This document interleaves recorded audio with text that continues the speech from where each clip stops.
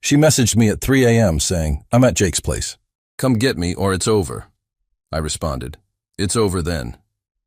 Then I captured her location on a screenshot and forwarded it to Jake's pregnant wife.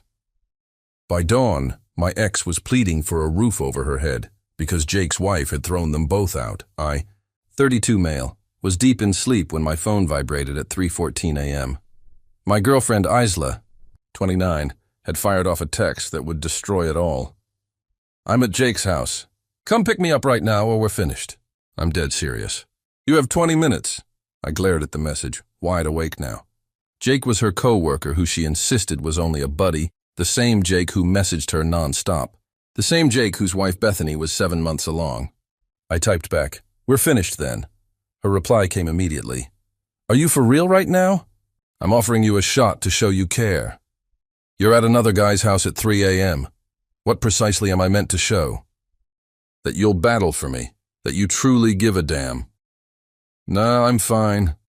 Let Jake take you home." She began ringing. I rejected. Rang again, rejected. Then the messages blew up. "You're worthless. A true guy would come. Retrieve his lady. I was merely testing. You and you bombed.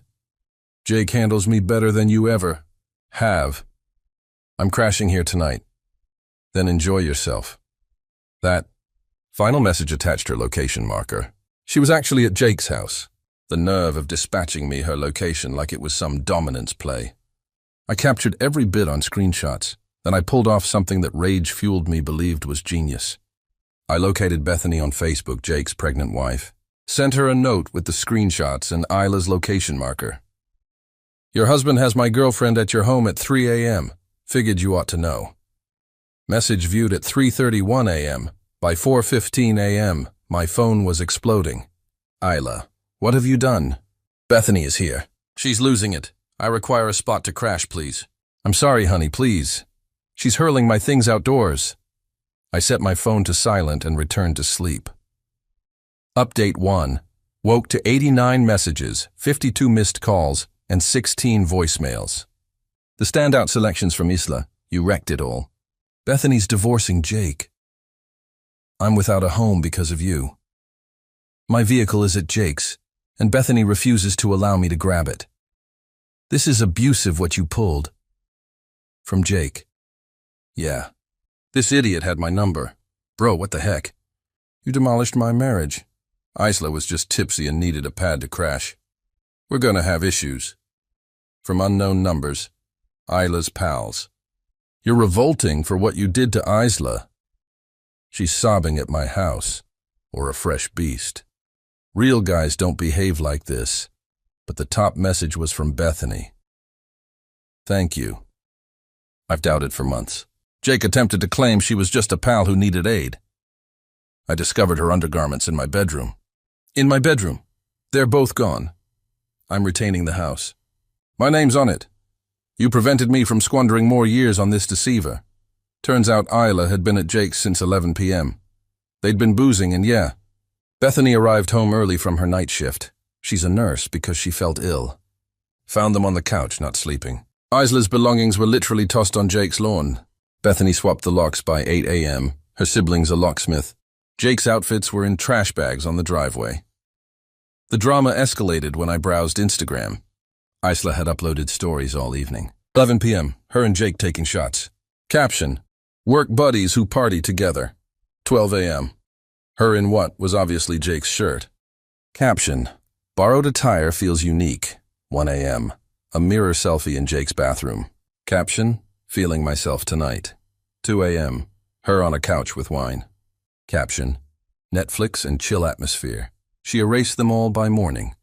But guess who captured them? This dude. Then came the fresh knock at my door. Isla with her mom, Diane. "You must let her in," Diane began. She committed an error. "No, thanks. She resides here." "No, she doesn't. She's never resided here. This is my apartment. She's been hanging here for 8 months as a visitor." "Her name's not on the lease," Isla began weeping. "Where am I supposed to go? Jake's house? Oh, wait, this isn't amusing.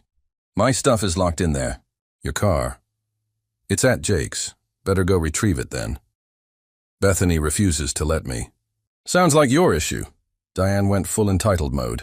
I'll summon the cops. This is a lawful eviction. Please do. I'll demonstrate to them. She's not on the lease and never was. They departed after Diane realized I wasn't yielding, but not before Isla said, "You're going to regret this. Jake's gonna make you pay." Update 2. Jake made his play. This absolute moron arrived at my workplace with 2 of his buddies, Trevor and Manny. Asked the front desk to summon me down for an urgent family issue. I descended with my phone recording in my pocket. "We need to converse," Jake said, attempting to appear threatening. "About what you cost me, my marriage." "No, sleeping with my girlfriend cost you your marriage. She advanced on me in your house that you welcomed her to." Trevor stepped ahead. "Just say sorry and cover Jake's attorney and we're square." I chuckled. "Actually left. Pay for his divorce attorney. Are you stoned?" "He started this crap," Manny added. "No. Jake started it when he brought my girlfriend to his house while his pregnant wife was at work." "You didn't have to tattle," Jake said. "Tattle? What are we, 12? Security spotted the strain and approached. "Everything all right here?" "These gentlemen were just departing," I said. Jake pointed at me. "This isn't finished." "It literally is, though." They exited, but not before Trevor said they'd deal with this another way. Security obtained their license plates and prohibited them from the building. That night, Bethany messaged me again. "Jake's attempting to assert I'm having a meltdown and shouldn't have custody when the baby arrives. Can you forward me those Instagram captures?" "Easily posted. My attorney requires them." "Sent them right away." She replied, "You're a genuine one, BW. Jake's mom is on my side. She's appalled with him." She also informed me this wasn't the first occasion he'd cheated, on his ex with the girl before that. Pattern conduct. Meanwhile, Isla was unraveling on social media. Posted a lengthy tirade about toxic masculinity and how true guys don't desert women in need. Her friends were devouring it until someone, not me, commented, "Didn't you cheat with a married man whose wife is pregnant?" The comments exploded. People began tagging Bethany. Isla deleted the post, but captures were already spreading. Then Isla committed a strategic blunder. She visited my mom. Update 3. My mom phoned me cackling. "Isla just left. She attempted to persuade me you were abusive and controlling." "Would you tell her?" "That she was at another man's house at 3 a.m. and she surprised you dumped her. I raised you better than to tolerate that garbage." Turns out Isla had prepared a whole slideshow. Like an actual PowerPoint about why I was incorrect. My mom endured it munching cookies Isla brought as a bribe. Then said, "Sweetheart, you cheated with a married man while his wife was pregnant." No quantity of cookies alters that. But here's where it gets wild. Isla and Jake resolved to make it official. They were a couple now. Posted duo photos on Facebook. The comments were savage. Homewreckers merit each other. Poor Bethany. Imagine being proud of this. His wife is pregnant. "You fiends," Jake's mom Patricia commented. Disappointed but not shocked. "Bethany, you'll always be my daughter-in-law in my heart." Jake's brother commented, "You're dead to me." Their announcement post got so torched, they erased it within hours. But the true payback came from work. See, Jake and Isla worked at the same firm. Different sections, but same firm.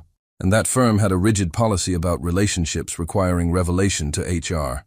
They never revealed. Someone, definitely not me, but possibly Bethany, sent captures of their relationship announcement to their HR department, along with the Instagram stories from that night, and timestamps indicating this had been occurring for months.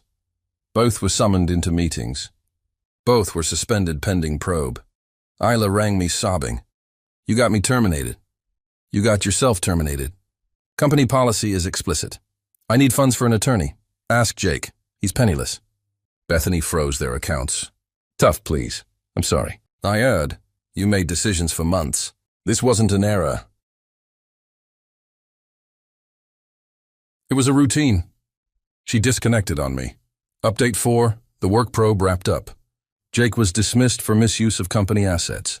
Apparently, he'd been reserving conference rooms for their encounters and billing client dinners that were actually outings with Isla. Isla was dismissed for falsifying timesheets. She'd been clocking in but departing early to rendezvous with Jake. But that's not even the highlight. Bethany's divorce attorney was masterful because Jake had been utilizing marital funds, their credit card, for the affair. And because Bethany had proof of the infidelity, she secured the house. Primary custody when baby arrives. Child support, alimony for 2 years. Jake's truck. It was in both names, but judge awarded it to her.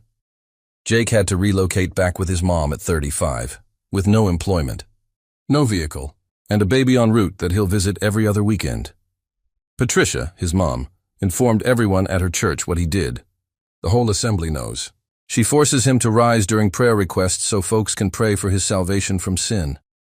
AITA wasn't faring better. Her landlord discovered she hadn't been residing in her apartment. She'd been essentially living with me without being on the lease and staying at Jake's often. Breach of her lease terms. 30-day notice to leave. No job, no apartment, no car. She'd sold hers months ago because we don't need 2 cars, babe. She was bouncing between friends' couches who were tiring of her chaos. She attempted one more scheme. Appeared at my apartment with a pregnancy test. I'm pregnant. She said, "Congrats." "Is it Jake's?" Her face flushed. "It's yours. Interesting. When did you take the test?" "This morning. Can I view it?" She passed it over. 2 lines. Positive. I retrieved my phone, did a reverse image lookup.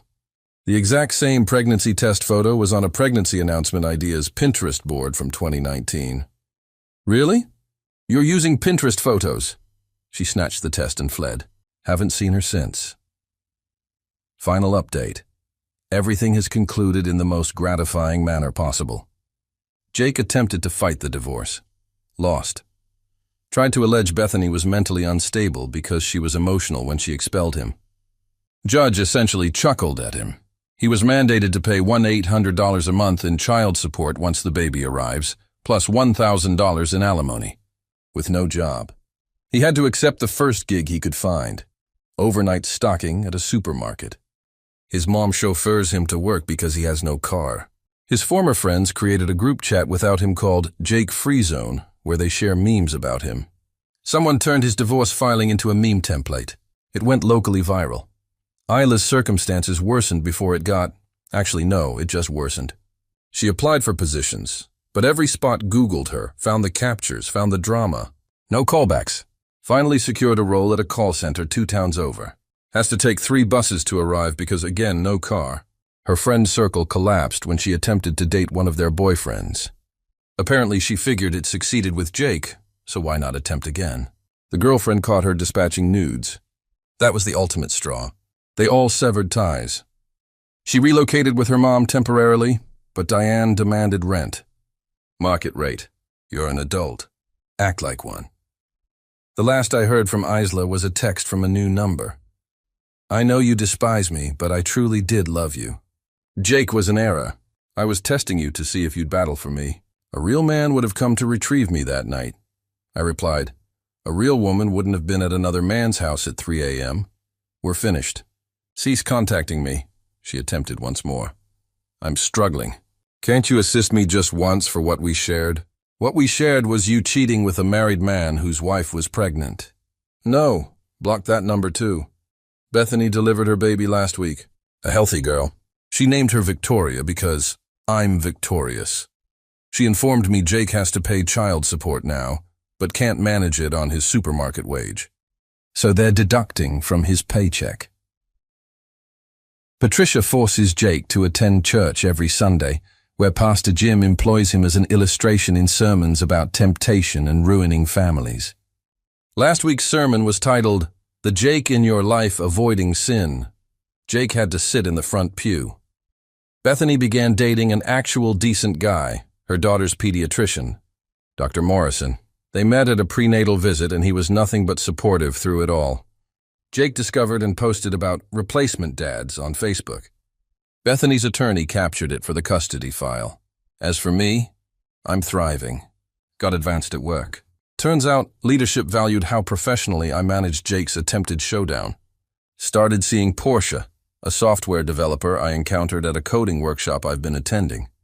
She reckons the entire tale is superior to reality TV and frequently requests updates about Jake and Isla's ongoing decline.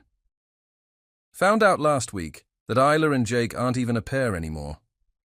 Apparently, when you construct a relationship on infidelity and deception, it doesn't endure. Who would have guessed? Jake's now attempting to date on apps, but his profiles keep getting discovered and ridiculed on local Facebook groups. Isla posted on Instagram about rising from the ashes and Phoenix energy with a selfie at the call center. 12 likes. Her mom commented, "Pay your rent. To anyone facing ultimatums at 3 a.m., just decline. Allow them to make their selections. Record everything. And never ever reclaim someone who employs another individual as leverage against you." The funniest part, Isla's Pinterest pregnancy test capture is now a meme in our local Reddit. People use it to deride fake pregnancy announcements. She's internet renowned, just not how she intended. Cool. Pess. Jake, if you're perusing this, and I know you are, because Trevor told everyone you're obsessed with locating this post, your mom requested, I inform you that Pastor Jim desires to confer with you about next Sunday's sermon. From Jake to Jesus, a redemption story. Attendance is required if you wish to continue residing in her basement.